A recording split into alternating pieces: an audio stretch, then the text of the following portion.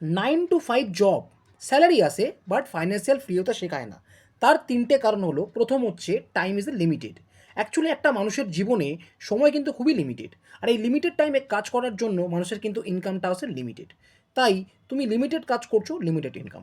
Second হচ্ছে যেটা, সেটা হচ্ছে এই জবে কিন্তু আমাদের অ্যাক্টিভ ইনকাম করতে হয়, অর্থাৎ যতদিন আমরা কাজ করব ততদিনই এটা পয়সা পাবো, আর যখন আমরা কাজ করা বন্ধ করে দেব তখন কিন্তু আমাদের পয়সা আসবে না। That's call active income.